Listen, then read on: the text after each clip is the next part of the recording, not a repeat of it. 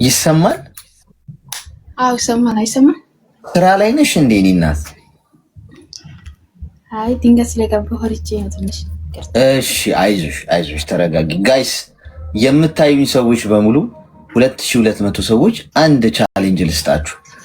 ቆም አርጉትና ኮመንቱን ምኑንም ለ30 ሰከንድ ብቻ 30 ሰከንድ ያዙና ታፕ አርጉ ሁላችሁም እኩል። ከዛ ከ30 ሰከንድ በኋላ ተዉት።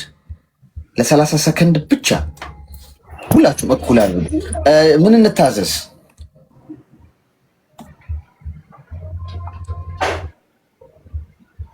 ሄሎ ፈርታ ነው አሁን። ሄሎ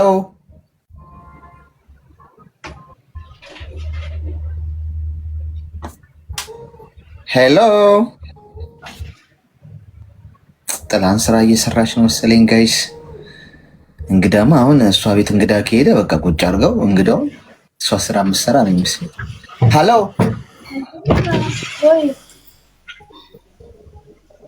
ይሰማል? ይቅርታ። አዎ አሁን ይሰማል። ምን ስራ ላይ ነሽ? እየተንጎዳጎድሽ ነው አይደል? አዎ ዝናብ ዘንቦልሽ እያስገባ ነው። እሺ ማውራት ትችያለሽ? አዎ እሺ ምን እንታዘዝ? ምክር እንድመክረኝ ፈልጌ ነው። እሺ ንገሪ። ከ3 ዓመት በፊት የሆነ ልጅ ጋር ተዋውቄ ሰው ነው አስተዋወቀኝ። ከዛ ከሱ ጋር ትንሽ አልተስማማን። በምን ተዋወቃችሁ? በሰው? አዎ የኢቴ ጓደኛ የኢቴ ልጅ ነው አስተዋወቀኝ። የእህትሽ ልጅ? አዎ የሱ ጋር ጓደኛ ነው። ቅርብ ናቸው፣ ጎረቤት ማለት። እሺ ከዛ እሱ በጊዜ ደግሞ በቀጥታ ወደ ትዳር መግባት ነበር የፈለኩት። ለጊዜ እሱ ደግሞ እንደዛ ነገር ችሎታ ስለሌለ ኢኮኖሚ ምክንያት ማለት ነው። እንዴት አልገባኝም።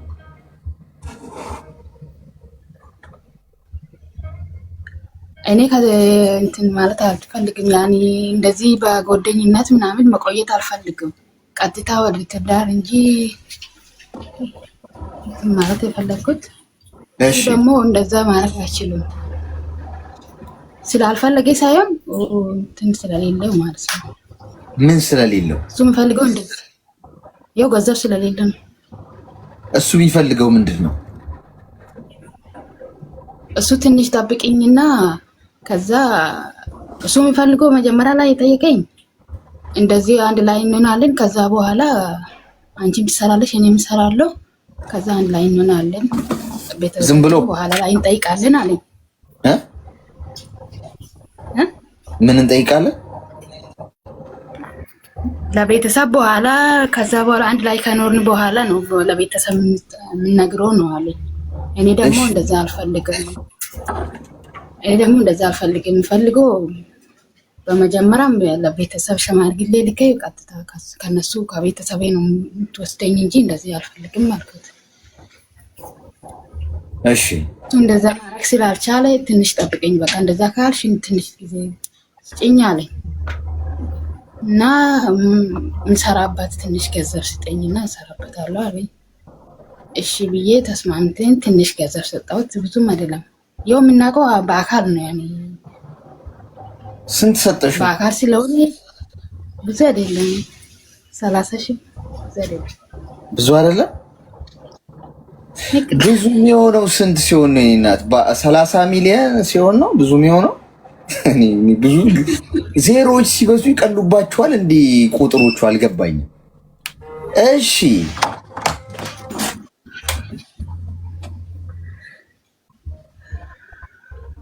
ከዛ ብሩን ሰጠሁት። የውሱም መስራት ጀመረ። እኔም ትንሽ በመሀል እንትን አለ፣ ተጣላን። ገንዘቡ መጀመሪያ መስጠት ፍቃደኛ አልነበርኩም። ይወስከኝ እንትን ብሎኝ ነው በጣም ተጫነኝ እንዲሰጠው እንትን አለኝ። ያው ምን ይሆና ችግር የለም ብዬ በቃ በአካል ስለሆነ የተዋወቅነው፣ በዛ ላይ ደግሞ ከየቴ ጋር ጎረቤት ምናምን ስለሆነ ምንም አሁን ብዬ ነው እንትን አልኩት። እሺ ግን ልጁ እንደጠበቅኩት አይደለም። ማለት ነው የጨበርባሪ ነገር ነው። እነሱም አያውቁም ማለት ነው። አጭበርባሪ ነው። አዎ እነሱ ግን አያውቁም። ጥሩ ነው ይሁንሻል ነው ልጁ አለኝ። እኔ አላውቀውም። ከዛ በኋላ ቤተሰብ ከሰማ ይቴም ከሰማች በኋላ አይሆንሽም እሱ በጭራሽ ለአንቺ አይሆንሽም አይመጥንሽም ብላ ተቆጣችኝ። እንዲተው ተቆጣችኝ። ሁሉም ተቆጡ። እንደው ፍቅር ሳይሆን ልክ ውስጥ አስገቡኝ። እነሱ እንትን የሚሉት ለምን በቃ ስለሌለ ብቻ ነው እንደዚህ የምትሉት እንጂ ምን ይሆናል? ሰው እኮ ዱርዬም ቢሆን ምንም ቢሆን ይቀየራል። ምን አተሳሰብ ነው አለኝ። ዛሬ ያጣም ነገ ያገኛል የሚል አተሳሰብ ነው አለኝ። እኔ እሺ እንደዛም ሆኖ እሱ እንትን የለም። እሺ በቃ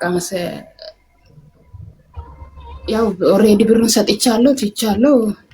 ከዛ እኔ ሁሉም ነገር ትቼ ቤተሰብ ጫና ስለነበረ ከሱ ጋር አትሆንም ብለው ስለእንትን ስላሉኝ ዝም ብዬ ተመልሼ መጣሁት እኔ ወደ ዱባይ። ከዛ በኋላ ይደውላል፣ ከአንዳንዴ ይደውላል፣ ሲፈልግም አይደውልም፣ ሲፈልግ ይደውላል። ከደወለም አወራለሁ፣ ካልደወለም ዝም እላለሁ። ብር ስጭኝ ነው በቃ ሁልጊዜ ብር ነው እሱ እንትን። ከዛ በኋላ በቃ ያን ጊዜ ሰጥቻለሁ፣ ድጋሜ ብር አልሰጥም። እኔ እናንተ መሀል ምንም ነገር የለም፣ አፍ ነው ያወራን እንጂ ምንም ነገር ስለሌለ እኔ ብር አልሰጥም። ራስን ችሌ ሰርተም የሚጠብቀኝ ከሆነ መጥተን አንድ ላይ እንሆናለን። እንደዛ ካልሆነ ከፈለክ ሌላ ቦታ ሄደህ ብር የምትሰጥክ ሴት ማግባት ትችላለህ ብዬ እንትን አልኩት። በተደጋጋሚ ሁሌ ብር ነው ጠይቀው፣ በቃ እኔ አልፈልግም እንደዛ አልኩት። ከዛ ገባ። ከስንት ዓመት በኋላ ዓመት ከምናምን በኋላ እኔ መጥቼ ዓመት ከምናምን በኋላ ሌላ ሚስት አገባ። እሺ እሱ ካገባ በኋላ እኔ ደግሞ እዛ እነሱ ጎረቤት ከሱ ጋርም ዘመድ ነው። ከአንድ ልጅ ጋር ተዋወቅኩት በስልክ እንደገና። ሰው ነው አሁንም ሰው ነው አስተዋወቀኝ። ይሄኝ ደግሞ በጣም ጥሩ ልጅ ነው፣ በጣም ምስኪን ነው። እንጃ ያኛው አሁን ካየው እንትን ፎቶ ምናምን ካየው በጣም እናደዳለሁ። እኔ ፍቅር ይሁን ህልክ ይሁን በጣም አሳጨኛል። አሁን እዛ ግቢ ውስጥ አንድ ግቢ ውስጥ እሱ ያለ ያኛን ወደጀ እዛ መግባት ሲታስ ነው ወይንስ? አሁን ፍቅር ውስጥ ነው ያለሽ ኦሬዲ እንደገና? እኔ እውነት ለመናገር ፍቅር ውስጥ አልገባም፣ ግን እሱ ስላገባ ብቻ እሱ ለመናደድ ከሱ የተሻለ በሁሉም ነገር ይሄኛው ከሱ የተሻለ ነው። እሱ ለመናደድ ነው ለማናደድ ብለሽ ነው ከዚህኛው ጋር የጀመርሽው? ግን እስካሁን አያውቅም። ይሄድ እኮ ማንቋ አይቀርም፣ ያኔ ይናደዳል የሚል በቃ። ምንድን ነው የምትፈልጊው አሁን? እኔ አላውቅም። ያን ልጁንም መጉዳት አልፈልግም። ያው ምክር ብትሰጠኝ እንትን ተረጋግቼ ያኛውን ረስቼ ይሄኛውን ሳይጎዳ ከዚህ ጋር በሰላም ነው ደስ ይለኛል። እድሜሽ ስንት ነው? አለፈ 25። እሺ እስቲ ሚውት አድርጊና አዳምጪኝ። አሁን አንቺ ሰዎች እንደፈለጉ የሚናዱት ደወለ። የትኛውን የደወለው? አሁን አዲሱ ነው። ፖዝ ሆኗል እኮ እንትንሽ ላይቭሽ። ቆይ መለሳል። ተደውሎብሽ ነው? አዎ ቅርታ። ዝጊዋ ስልኩን።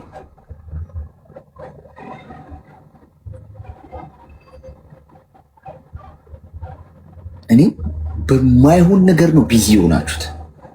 ስንት እኮ ማለም ስንት እኮ መስራት ይቻላል ጋይስ። በህይወታችሁ ስንት ነገር መቀየር እኮ ትችላላችሁ። ስንት ነገር። አሁን የዚህችን ልጅ ህይወት እንዲህ ስታዩት በጣም ነው የሚያሳዝነው። ማለት በማይሆን ነገር እንዴት ነው ማስተዋል የማይኖረን? ይሰማሻል?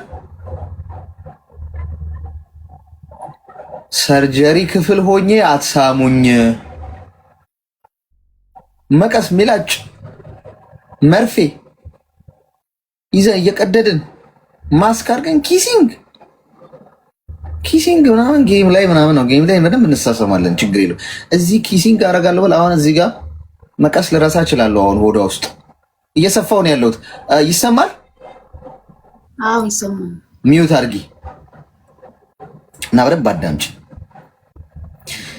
ያንቺ ህይወት በፈጣሪ አምሳል የተፈጠረ በጣም ክቡር ህይወት ነው። እሺ ያለሽ ገብቶሻል? ክቡር ህይወት ነው። የማንም ዕቃ መጫወቻ አይደለም።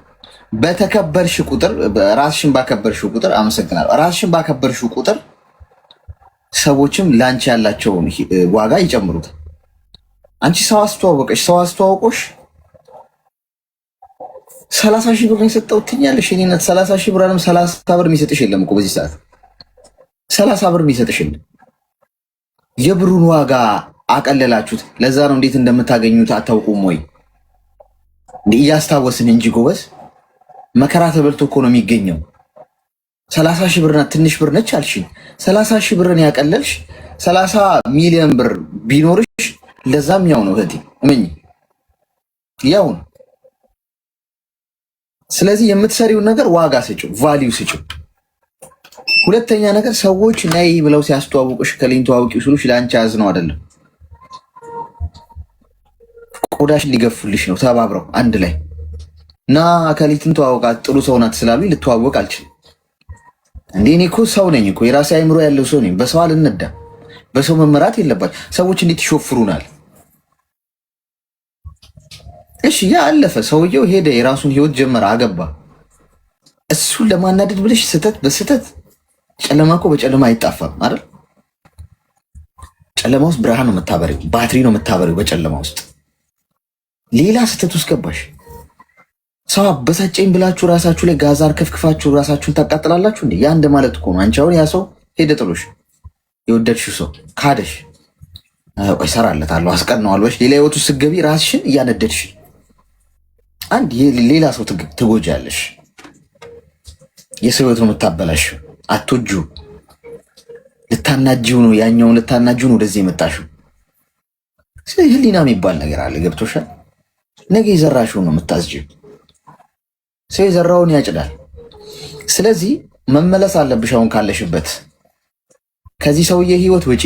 አሁን ከዚህ ሰውዬም ህይወት ስትወጪ ዝም ብለሽ ፍሬን አያያዝም። ሚኒናት ህይወት እጅሽ ላይ ያለው የሰው ህይወት ነው። በነገራችን ላይ ለሰዎች ህይወት ያለን ክብር መጨመር አለበት ጋይስ።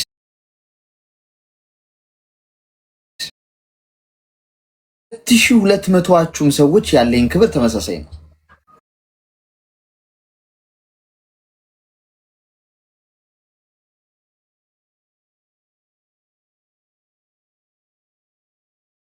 የሆነ መንገድ ነው። የሆነ ሰው ገንዘብ ስላለው፣ የሆነ ሰው ስራ ስለሌለው፣ የሆነ ሰው ቆንጆ ስለሆነ፣ የሆነ ሰው ረጅም ስለሆነ፣ የሆነ ሰው አጭር ስለሆነ የሚባል ነገር የሰውን ህይወት ስታከብሩ ፈጣሪያችሁ ነው እያከበራችሁ ያላችሁት።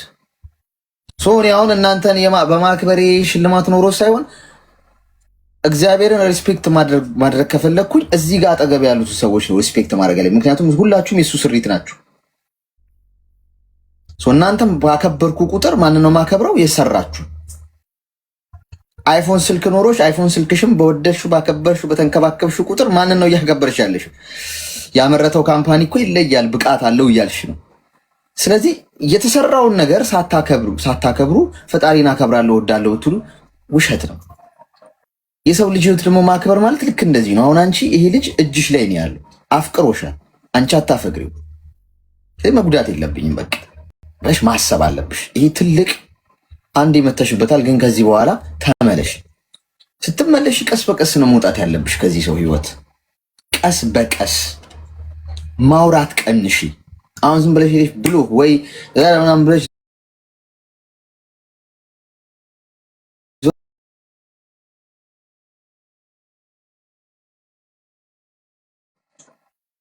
ቀስ እያልሽ ለምሳሌ በየቀኑ የምታወሩ ከሆነ አንድ ቀን እየቀነሽ አውሪ፣ አንድ ቀን እየዘለልሽ ጋፕ ትፈጥሪያለሽ። አይሽ ከዛ 2 ቀን ትዘይና በሶስተኛው ቀን ታወሪዋለሽ። አሁን በዚህ ሁሉ ማል ምን እያለማመድሽው ነው ያለሽው?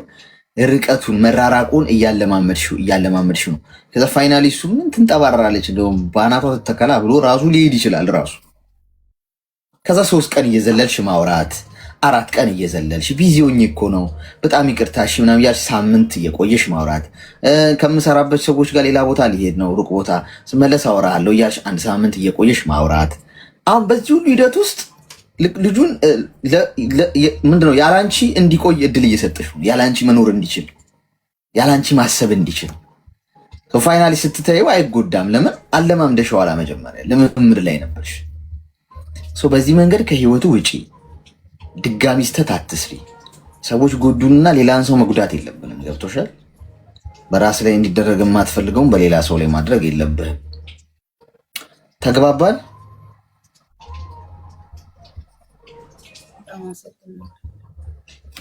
እሺ፣ መልካም ቀን።